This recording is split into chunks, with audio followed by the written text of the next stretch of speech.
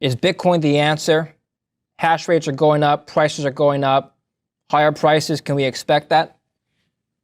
Bitcoin is a store of value. And so if you want to protect yourself against this inflation, you need to put your investable assets into something that's going to protect your wealth in an inflationary environment. So you've got two choices, gold or Bitcoin. And clearly Bitcoin is winning that race. Bitcoin is winning the race.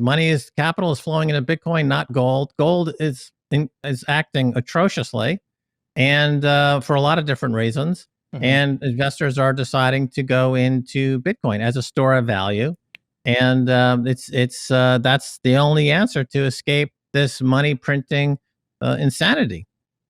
Okay, so for something to be money, it's got to be store of value, unit of account, and medium of exchange. We can argue that Bitcoin is a store of value. In El Salvador, it can be a unit of account. When can it be all three things in the U.S.? Can it ever happen?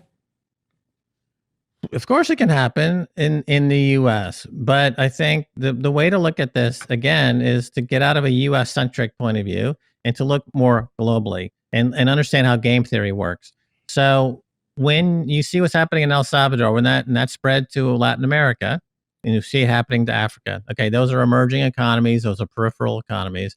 At some point, it's going to kick in with a G20 country, and then suddenly that G20 country is going to be doing quite well because they're on a Bitcoin standard, and that will attract other competitors and other countries to come to say, you know what, we got to get in the game here. We can't. Let me put it to you this way: the idea of banning Bitcoin is fallacious.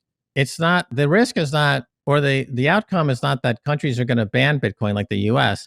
The outcome is that countries like the US are going to start aggressively hoarding and mining Bitcoin, as what I call the hash war.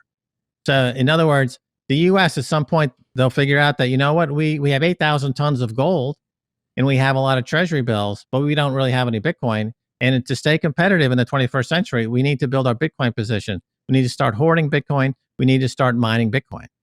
And then America will be on the path to recovery. And until that moment, it's going to be on the path of collapse. And that's what we can look forward to. That's where this is all going. Global Bitcoin war. It'll be a mad scramble by countries to try to accumulate as much Bitcoin as possible in the same way that they would want to accumulate land or oil or gold, right? Countries like to accumulate large quantities of things that give them power and wealth. And they're going to see that Bitcoin is the ultimate power and the ultimate wealth.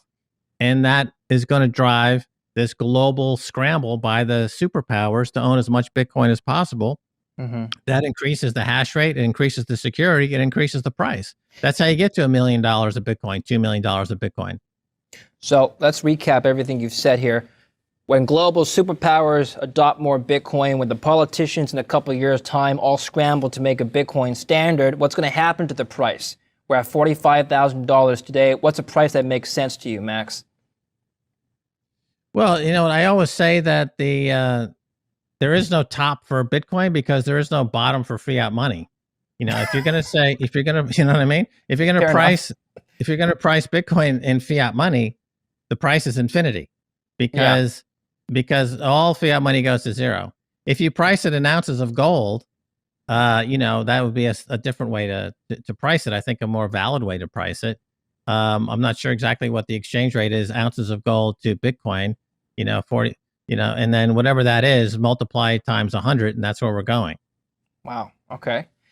Okay. Let's do the math on that later, Max. What about altcoins? You have said in a recent podcast that you've hosted on the Orange Pill that altcoins are all going to zero. Why are you a self-proclaimed Bitcoin maximalist, and why do you hate altcoins? Right. Well, altcoins. There's two major issues with altcoins, and the reason they're all going to go to zero. I'll attack the second one first. Let me do it in order. I'll do the first one first. So, with Bitcoin, you had the discovery of a absolutely scarce synthetic digital commodity. That's what Bitcoin is. And it took 20 years of looking by computer scientists to find it. And then in 2009, they discovered it. They found it after so much time and effort.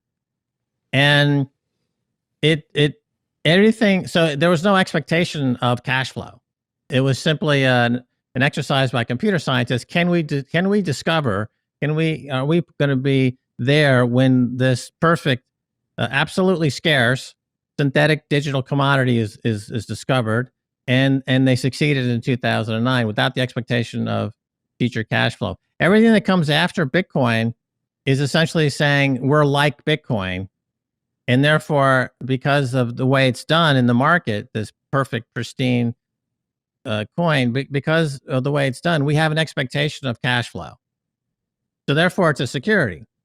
And the SEC is right to shut down every altcoin there is because they're all unregistered security sales. I was a stockbroker for many years. I know the Securities Act of 33 and 34. I know as a former fiduciary and money manager and stockbroker, I can tell you that the SEC can shut down every single altcoin there is because they're all basically unregistered security sales.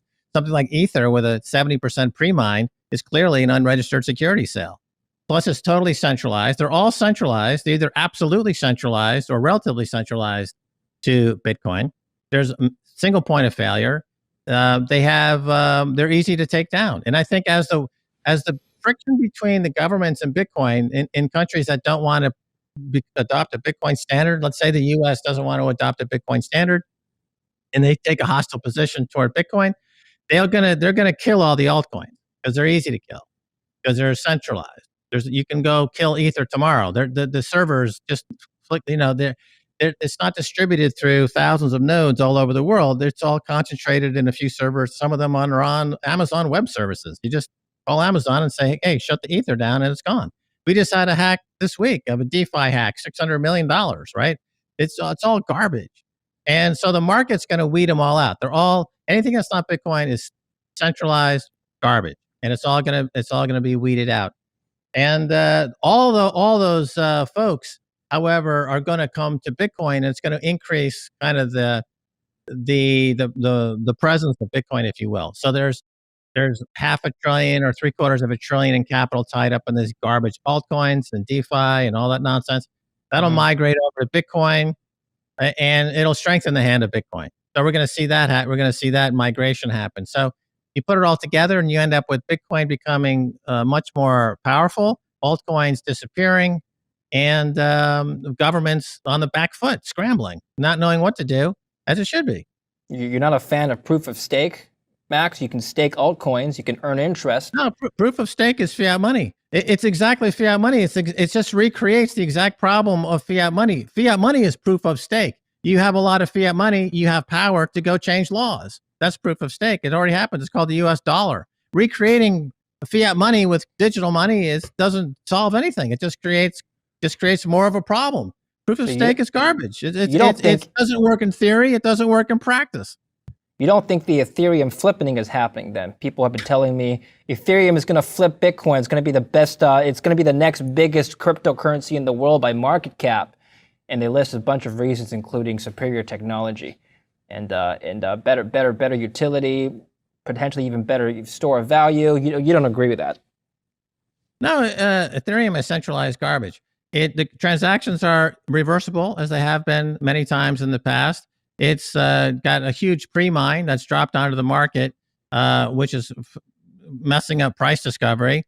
It's got huge issues in terms of auditing. Nobody knows exactly how many Ethereum there are. Nobody in the world knows what the count is. It's a complete nebulous number, and the supply keeps expanding extemporaneously depending on the central committee, the open market committee of Ethereum, that decides without any understanding by the market what's going on. And to run the network, it's all centralized. It's not like Bitcoin that's decentralized. So, as I said, it's centralized, and it's easy to attack, and it will be attacked. Any short-term price movements, you look at these markets and you see all kinds of price movements that are on a short-term basis. It's not easy to understand why certain things are trading the way that they are, because you have dislocations and price disparities in markets all the time. And so you can't look at the price and say, really, that's the arbiter of whether or not Ether is doing well or not doing well, because you have to look at the network, how sustainable it is, how robust it is, Is there any use case for it? Right now, the only use case for Ethereum has been to launch fraudulent ICOs, fraudulent NFTs, buggy smart contracts that break down and don't work, like we just had this week with a major hack. So it hasn't even it doesn't even know what it thinks it's supposed to be. The head of the project is constantly revising its mission statement. They revised the mission statement 4 or 5 times.